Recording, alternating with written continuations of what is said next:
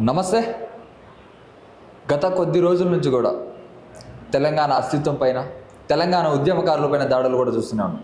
రీసెంట్గా జూన్ 2వ తారీఖు కూడా పవన్ కళ్యాణ్ ఒక ప్రెస్ మీట్ పెట్టి సంచలన ప్రకటనలు అయితే చేయడం జరిగింది. ఇదే అంశంపై మాతో మాట్లాడడానికి రేగుంట సునీల్, మాదిగ హక్కుల దండోరా స్టేట్ ప్రెసిడెంట్ ఉన్నారు. మనం మాట్లాడే ప్రయత్నం చేద్దాం. అన్న నమస్తే. నమస్తే అన్న, ఎట్లా చూసుకోవచ్చు, తెలంగాణ ఉద్యమకారులను కూడా దూషిస్తున్నారు. తెలంగాణ వచ్చిన విధానాన్ని తెలంగాణ మీ అయ్య జాగీరా అని చెప్పి కూడా అంటున్నటువంటి పరిస్థితి. రీసెంట్గా పవన్ కళ్యాణ్ పెట్టి ఇది మీ అయ్య జాగీరా, తెలంగాణ వాళ్ళ గురించి కూడా నీచంగా మాట్లాడిన సందర్భం కూడా మనం చూస్తున్నాం. ఎలా చూసుకోవచ్చు అన్నది? 100% ఇది మా తెలంగాణ బిడ్డల జాగీరే. ఎందుకంటే తెలంగాణ ఏర్పడడానికి మా త్యాగాలు ఉన్నాయి, మా రక్త మాంసాలతో తెలంగాణ నిర్మాణమైంది. పవన్ కళ్యాణ్కు ఆ చరిత్ర తెలియకపోతే తెలుసుకోవాలని చెప్పి మేము ఈ సందర్భంగా సూచిస్తున్నాం. ఇకపోతే పవన్ కళ్యాణ్ గారికి తెలంగాణకు నేను రావద్దా అని చెప్పేసి మాటలు మాట్లాడి, నువ్వు రావచ్చు, మాకు అభ్యంతరం లేదు, కానీ తెలంగాణ పట్ల మీ వైఖరి ఏంది? తెలంగాణ ఇచ్చినప్పుడు నేను ఉపవాసం ఉన్నా అని చెప్పి గతంలో మీరు వ్యాఖ్యలు చేశారు కదా, మీ వ్యాఖ్యలు దేనికి నిదర్శనం? తెలంగాణ ఇచ్చిన తీరుకు వ్యతిరేకమని కూడా మీరు మాట్లాడుతున్నారు.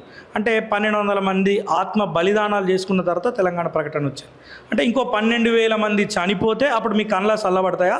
అప్పుడు తెలంగాణ వస్తే బాగుంటుందని చెప్పి మీ అభిప్రాయం అని చెప్పి మేము పవన్ కళ్యాణ్ గారిని సూటిగా ప్రశ్నిస్తున్నాం. అంటే ఇప్పుడు ఉపవాసం చేసింది నేను 11 రోజులు అన్నం తినకుండా, అది విడదీసిన విధానాన్ని చూసి, కాంగ్రెస్ ప్రభుత్వం చేసిన విడదీసిన విధానాన్ని చూసి నాకు అన్నం తినబుద్ధి కాలేదు, వాళ్ళ అన్నం బాధలు వాడు పడ్డ బాధలు నాకు చెల్లించి వాడా నేను తినలేకపోయాను అని చెప్పి కూడా అంటున్నాను. మరి సమర్థించుకునే ప్రయత్నం చేస్తున్నాడు అనుకోవచ్చా?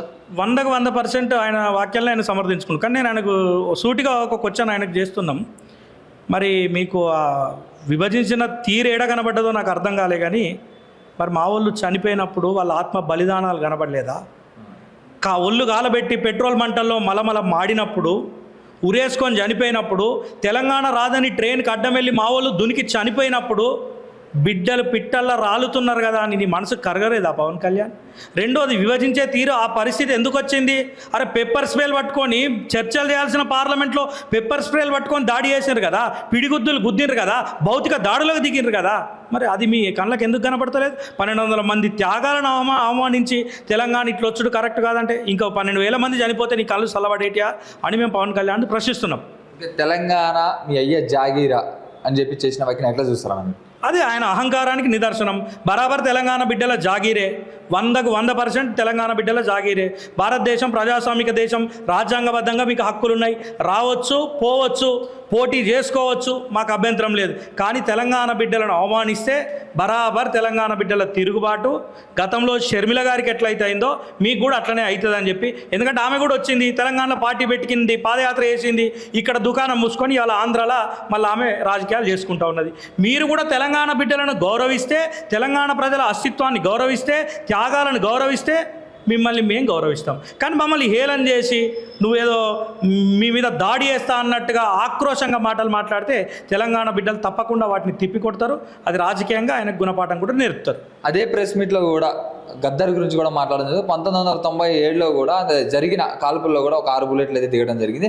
దిగిన తర్వాత నాకు కూర్చోవడం ఇబ్బంది అవుతుంది అని చెప్పి కూడా పవన్ కళ్యాణ్ దగ్గర పోయి కారు అడిగిండి అని చెప్పి కూడా సభాముఖంగా కూడా చెప్తున్నటువంటి పరిస్థితి. అంటే కించపరిచే విధంగా, అంటే తక్కువ చేసి మాట్లాడే విధంగా చేయడం చూస్తున్నాను. ఎట్లా చూసుకోవచ్చు నీ వాక్యాలు? ఇప్పుడు పవన్ కళ్యాణ్ గారు కార్ సంగతి ఓకే, కానీ మరి కాల్పుల సంగతి ఏంది? మీరు కారు కోసం మాట్లాడుతున్నారు కదా, కారు సంగతి ఓకే, అది మాట్లాడదాం, కానీ మరి కాల్పుల సంగతి ఏంది? ఆ రోజు గద్దరన్న మీద కాల్పులు జరిపింది ఎవరు? ఆ రోజు అధికారంలో ఉన్నది ఎవరు?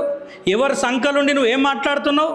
సరే, నీకు చిత్తశుద్ధి ఉంటే గద్దరన్న మీద కాల్పులు అప్రజాస్వామికం, ఆ రోజు ప్రభుత్వం గద్దరన్నను కావాల్సుకొని ఆ కేసును పట్టించుకోలేదు, ఆ కాల్పులు జరిపిన వాళ్ళు దొంగలు అని చెప్పేసి నువ్వు ఇలా మాట్లాడే ప్రయత్నం, ఒక్క మాట నీ నోటి నుంచి అనగలుగుతావా? ఎవరి సంఖ్యలుండి ఏం మాట్లాడుతున్నావు? ఇలా గద్దరన్న చనిపోయిన తర్వాత ఆయనను విలువ తగ్గించే ప్రయత్నం నువ్వు చేస్తే అది విఫలయత్నమే. ఎందుకంటే గద్దరన్న ప్రజల మనిషి, ప్రజల మధ్య ఉన్నాడు, ప్రజల కోసం కొట్లాడిండు. ఆయన ఒక్క మాట అడిగితే వేలాది మంది, నువ్వేంది కొనిచ్చేది, వేలాది మంది కొనివ్వడానికి సిద్ధంగా. ఏ రోజు ఆయన స్వార్థం చూసుకోలే. ఆయన చివరి శ్వాస వరకు కూడా తెలంగాణ ప్రజల కోసమే కొట్లాడిండు, ప్రజల కోసమే నిలబడ్డాడు. అలాగే ఇప్పుడు చూసుకున్నట్లయితే భూమి కూడా ఒక కబ్జా, కోడి చెరువు అనే ఒక భూమి కూడా కబ్జా చేసింది, ఒక చెరువును కూడా కబ్జా చేసిందని చెప్పి వార్తలు కూడా వస్తున్నాయి. అందులో వాస్తవం ఏంటంటే శని ఆదివారాలు తెలంగాణకు వచ్చి చంద్రబాబు నాయుడు కావచ్చు, అలాగే పవన్ కళ్యాణ్ కూడా వచ్చి చేసే ఘనకార్యం మీద అని చెప్పి కూడా తెలంగాణ ప్రజలందరూ కూడా గుసగుసలాడుతున్న పరిస్థితి. దీనిపై మీ స్పందన ఏంటి?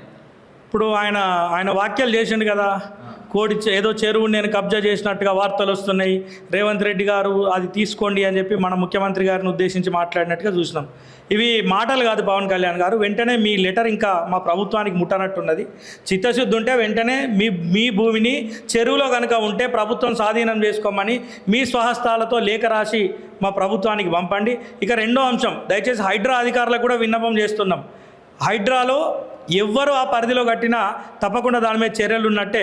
దీని మీద కూడా హైడ్రా అధికారులు వెంటనే స్పందించి దీని మీద ఒక చర్యలు తీసుకోవాలని చెప్పేసి కూడా మేము హైడ్రా అధికారులను కోరుతా ఉన్నాం. తెలంగాణలో పోటీ చేస్తా, బరాబర్ తెలంగాణలో పోటీ చేస్తా, ఇంతకుముందు ఎప్పుడు అనుకోలేదు, ఇప్పుడే అనుకుంటున్నా, మమ్మల్ని రెచ్చగొడుతున్నారు, మమ్మల్ని రెచ్చగొట్టారు కాబట్టి ఖచ్చితంగా తెలంగాణలో పోటీ చేస్తా అని చెప్పి పవన్ కళ్యాణ్ ఏదో ఆక్రోషంతో కూడా ఊగిపోతూ చెప్తున్నటువంటి పరిస్థితి. దీనిపై మీ స్పందన ఏంటి? పోటీ చేయొచ్చు, తప్పేమున్నది, ఆయనకు ఆ హక్కు కల్పించారు. పోటీ చేయడానికి మేము వ్యతిరేకం కాదు. కానీ మేము అంటేనే నీకు ప్రేమ పుట్టుకొచ్చి పోటీ చేస్తావా? సరే, ఇవాళ మేము అన్నాం, నీకు ఇలా రోషం పొడుచుకొచ్చి నేను తెలంగాణ పోటీ, రేపు గుజరాత్ వాళ్ళు కూడా నేను ఒక మాట అంటారు, అంటే గుజరాత్ పోయి పోటీ చేస్తావా? మహారాష్ట్ర వాళ్ళు ఒక మాట అంటారు, అంటే మహారాష్ట్ర పోయి పోటీ చేస్తావా? అంటే మీ వైఖరి తెలంగాణ మీద ప్రేమ ఉంటే వచ్చి రాజకీయాలు చేయగాని ఏదో ఆక్రోశం వెలుబుచ్చడానికి, లేకపోతే మా తెలంగాణ వాదులు అన్నారు కాబట్టి నేను బరాబర్ వస్తా అని చెప్పి ఏదో యుద్ధం ప్రకటించిన రావడానికి, ఇది రాజకీయాల్లో ఉన్న మీ విఘ్నతకే వదిలేస్తున్నా. ఇది సరైన పద్ధతి కాదు రాజకీయాలు. ఎందుకంటే కక్షపూరితంగా రావడం అనేటువంటి తప్పు. మీకు ప్రేమ ఉంటే తెలంగాణ ప్రజలు అర్థం చేసుకోండి, తెలంగాణ త్యాగాలను చదవండి, తెలంగాణ ఏం జరిగిందో, ఈ కొట్లాట ఎంత బాధతో కూడిందో తెలుసుకొని అప్పుడు రావాలి. కానీ మేము అన్నమని నువ్వు వస్తే రేపు ఇంకో రాష్ట్ర పోలు అంటారు, అక్కడికి కూడా పోతావా? అలాగే తెలంగాణలో జనసేన పార్టీ కార్యకర్త తెలంగాణ వాళ్ళ తెలంగాణ ఉద్యమకారుల్ని, తెలంగాణ సీనియర్ జర్నలిస్ట్ని కూడా తిడుతూ రారా పో అరే ముసలోడు అని చెప్పి కూడా పాషం యాదగిరిని కావచ్చు, తెలంగాణ పృథ్వీరాజును కూడా తిట్టడం జరిగింది. అంటే కావాలని చెప్పి ఒక ప్రెస్ మీట్ పెట్టించి ఈ విధంగా తిట్టించడం, దానిపై మీ స్పందన ఏంటి? యథా రాజా తథా ప్రజ అంటే వాళ్ళ నాయకుడు ఏ రకమైనటువంటి భావజాలాన్ని వాళ్ళకి చెప్తున్నారో దానికి నిదర్శనం. ఉదాహరణకి మొన్న టీడీపీ మహానాడులో బక్కన నరసింహులు గారు మాట్లాడినారు. ఏం మాట్లాడినరు? ఆయన తెలంగాణ బిడ్డనే, ఆయన మా సామాజిక వర్గానికి సంబంధించిన బిడ్డనే, కానీ ఆయన ఏం మాట్లాడిండు? తెలంగాణ అనే పదం డిక్షనరీలో లేదు అని మాట్లాడు. అంటే బహుశా మా నరసింహులన్నకు కళ్ళు పసుపు రంగు నిండిపోయినదేమో, సరిగ్గా చూడలేకపోతున్నారేమో తెలంగాణ బిడ్డల త్యాగాలను. కాబట్టి అక్కడ పనిచేసే వాళ్ళకి అట్లాంటి మనస్తత్వమే ఉంటుందని మేము భావించాల్సి వస్తుంది. వీళ్ళు కూడా ఒక సీనియర్ జర్నలిస్ట్ని పట్టుకొని, తెలంగాణ ఉద్యమకారులను పట్టుకొని రారా పోరా అనేది ఇదేం సంస్కృతి? కనీసం గౌరవించారు. ఇవాళ తెలంగాణ వాదులు అందరూ మాట్లాడితే ఏమన్నారు? పవన్ కళ్యాణ్ గారు అని గౌరవించి మాట్లాడారు. మీ సంస్కృతికి ఇదేం సంస్కృతి? ఇదా మీ నాయకుడు మీకు నేర్పేది? రాజకీయాలలో ఇవా మీరు చెప్పే విలువలు? ఇది సరైన పద్ధతి కాదని మా సోదరులకు మేము తెలియజేస్తున్నాం. ఫైనల్గా ఏం చెప్పదలుచుకున్నారు? పవన్ కళ్యాణ్ అన్న మాటలపై కావచ్చు, తెలంగాణ ప్రజలను దృష్టిలో పెట్టుకుని ఏం చెప్పదలుచుకున్నారు? ఇప్పుడు ఇంకొక మాట కూడా ఈ సందర్భంగా గుర్తు చేయాలి. ఆయన మాట్లాడుతూ నేను కొండగట్టుకు ఇన్ని కోట్ల రూపాయలు ఇచ్చినా అని చెప్పి 35 కోట్లు ఇచ్చినట్టుగా మాట్లాడింది.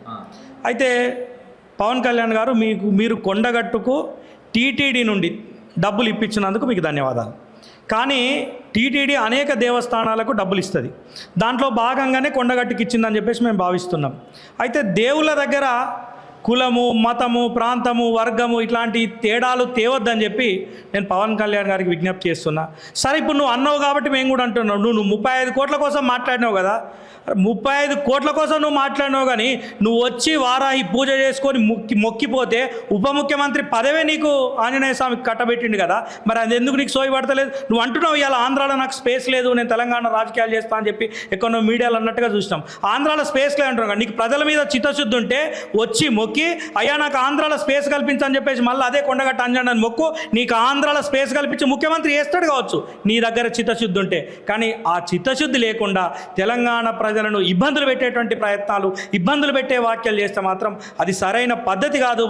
పవన్ కళ్యాణ్ గారు, మీ తీరు మార్చుకోండి అని చెప్పి సందర్భంగా తెలియజేస్తున్నాం.